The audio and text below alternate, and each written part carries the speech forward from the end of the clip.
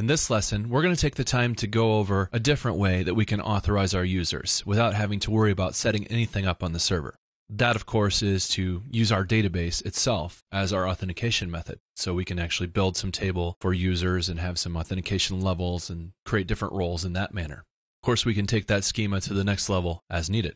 Before everything was done on the server, we had to have specific roles managed on the server itself, and that meant that anytime we moved to another server, those roles would have to be reset up there, and they'd have to exist, and everything would have to line up. And all of our applications would have universal access to those different roles. So once again, we'd have to create a whole bunch of different roles to be application specific, or we would essentially be relying on some common roles that a user might have the password from one application and then therefore be able to get into our other application even if we didn't want that.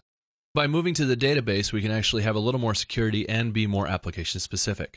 So for this application, what we need is J2EE userinfo_SQL.txt. That's our data SQL commands to set up our database, and the World Manager Forms Authentication Database.war file. So go ahead and load that into Eclipse and grab the text file so that you can basically open that and copy and paste that command.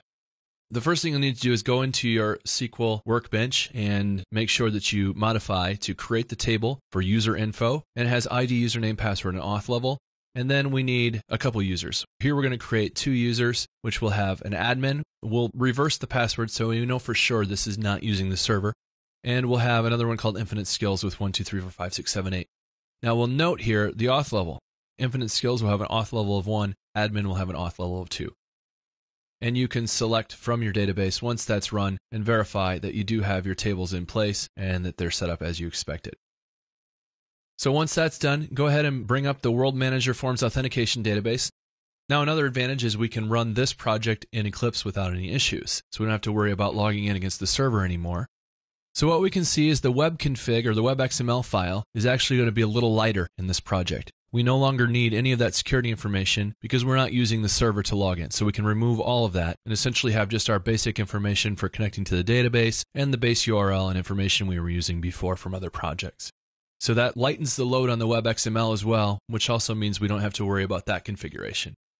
In our project then, login server has gone back to being login.jsp, and on that page it'll be our simple login form, and once again now we'll no longer be using the J security check. We'll actually be posting to our specific servlet here, login user, and we'll handle our UID and password just as we've done before.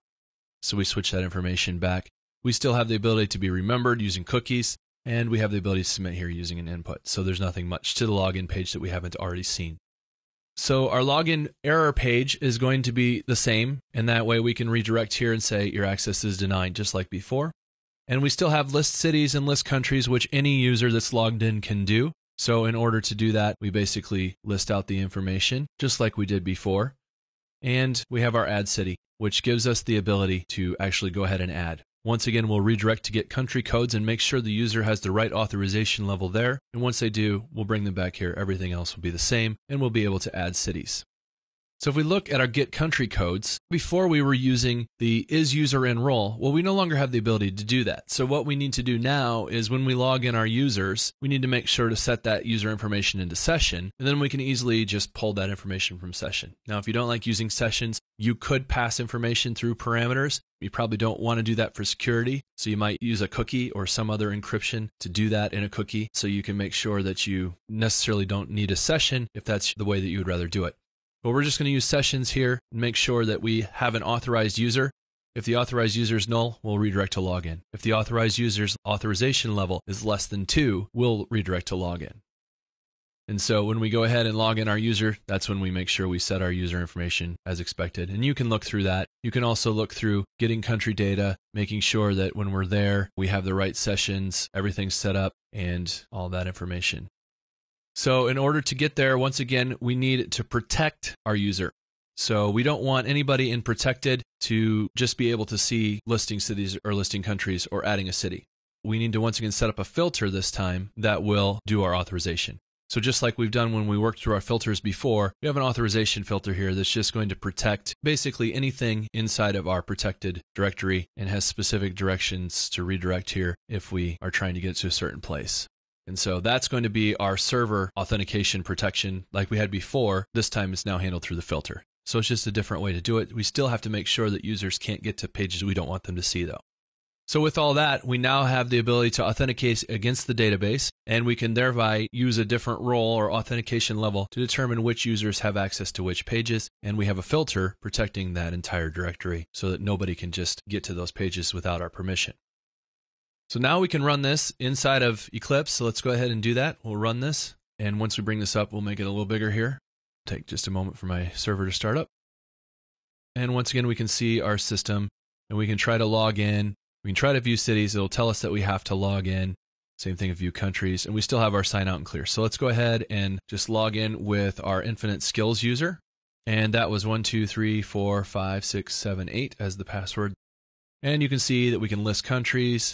We can view cities. There's our AAA we added previously, so we can actually still see that that's actually still in our database. And once again, if we happen to be a savvy user and we know that this link exists, we might try to hijack the URL. We might try to put that in. The system's smart enough to say, you're not at the correct authorization level, please re-log in. Now we can probably just type in the information at this point, re-log in, and change our user credentials to have the right credentials and level. But just to make sure everything is good, I am once again going to clear everything. We'll try once again to view the cities, and this time will be admin, and it was 99 admin from the database. So we'll log in, we can see everything, and we can also see now we have the add a new city link, which again, we handled through the nav bar. Well, we don't have the is-user enroll, so we'll just get our nav bar. Once again, we use expression language. We're going to have session scope, authorized user, auth level equals 2, and we can see that link. So that's how we can make sure to protect our pages. And once again, our admin user, now that we're logged in, let's do A, B, A, so we get a little bit lower. Let's just copy that, save a little time. Population is irrelevant. And once again, we have to change this to USA or it won't show up on our page because we are filtering by USA in our query.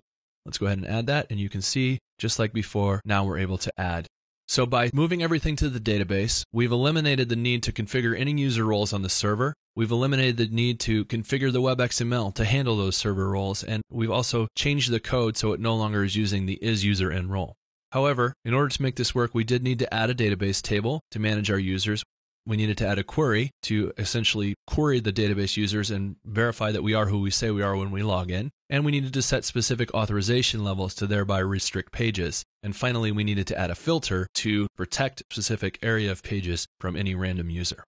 So there's a little bit of difference each way. There's flexibility in either direction. So what you need to do is determine the correct direction for your organization, which way you want to go. Do we want to use just server authentication, basic authentication, just to lock down some pages and just give a couple basic roles? Great, go ahead and do that. Do we want a more robust web system where we can have multiple users having multiple things going on without having to worry about configuring servers and restarting servers every time? Then it's probably better to go to the database.